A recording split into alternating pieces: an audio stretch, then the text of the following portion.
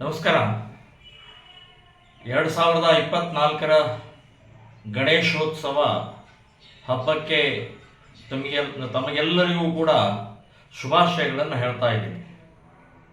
ಬಂಧುಗಳೇ, ಪ್ರತಿ ವರ್ಷದಂತೆ ಈ ವರ್ಷವೂ ಕೂಡ ಹಲಾಲ ಮುಕ್ತ ಗಣೇಶನ ಹಬ್ಬವನ್ನು ಆಚರಣೆ ಮಾಡಬೇಕು. ಗೋಭಕ್ಷಕರಿಂದ, ಗೋಹಂತಕರಿಂದ ಯಾವುದೇ ವಸ್ತುಗಳನ್ನು ಖರೀದಿ ಮಾಡಬೇಡಿ, ಅಪವಿತ್ರವಾದ್ದು, ಹಲಾಲು ಮಾಡಿದ್ದು ಅನ್ನುವಂಥದ್ದು ಇರುತ್ತದೆ. ಯಾರೂ ಕೂಡ ಆ ರೀತಿಯ ಅಪರಾಧವನ್ನು, ತಪ್ಪನ್ನು, ಅಪವಿತ್ರತೆಯನ್ನು ಮಾಡಬಾರದು ಅಂತನ್ನುವಂಥದ್ದು ನಾನು ಕಳಕಳಿಯಿಂದ ವಿನಂತಿ ಮಾಡಿಕೊಳ್ತಾ ಇದ್ದೀನಿ.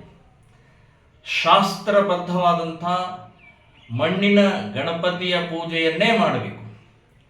POP ಗಣಪತಿ ಶಾಸ್ತ್ರಕ್ಕೆ ಯೋಗ್ಯವಾದ್ದಲ್ಲ, ಅದು ಅಪವಿತ್ರವಾದ್ದು.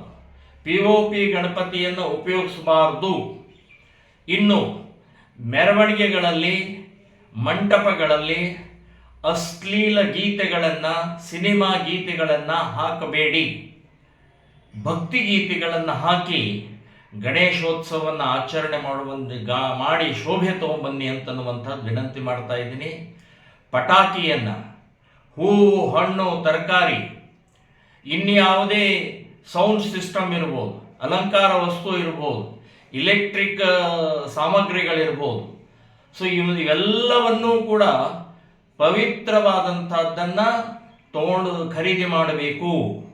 ಹಲಾಲು ಮಾಡಿದ್ದನ್ನು ತಗೊಳ್ಳಬಾರ್ದು ಅಂತನ್ನುವಂಥದ್ದು ನಾನು ವಿನಂತಿಯನ್ನು ಮಾಡ್ತಾ ಇದ್ದೀನಿ. ನಮ್ಮ ದೇವರು, ನಮ್ಮ ಗಣೇಶ, ನಾವು ಪೂಜೆ ಮಾಡುವಂಥದ್ದು.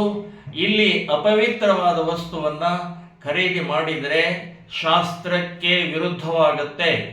ಸೊ ಹಾಗಾಗಿ ಎಲ್ಲರೂ ಕೂಡ ಇದನ್ನು ಪಾಲಿಸಬೇಕು ಅಂತನ್ನುವಂಥದ್ದು ವಿನಂತಿಯನ್ನು ಮಾಡ್ತಾ ಇದ್ದೀನಿ. ಇದರ ಜೊತೆಗೆ ಮೆರವಣಿಗೆಯಲ್ಲಿ ಹೋಗಬೇಕಾದ್ರೆ ಮದ್ಯ ಸೇವನೆ ಆಗಲಿ, ಗುಟ್ಕಾ, ಸ್ಟಾರ್ ತಿನ್ನೋದಾಗಲಿ, ಇದನ್ನು ತಪ್ಪಿಸ್ಬೇಕು. ಇದನ್ನು ಮಾಡಬಾರ್ದು, ಇದು ನಿಷಿದ್ಧವಾದ್ದು. ಸೊ ನಮ್ಮ ದೇವರಿಗೆ ನಾವೇ ಅಪಮಾನ ಮಾಡಬಾರ್ದು ಅಂತನ್ನುವಂಥದ್ದು ನಾನು ವಿನಂತಿ ಮಾಡ್ತಾ ಇದ್ದೀನಿ.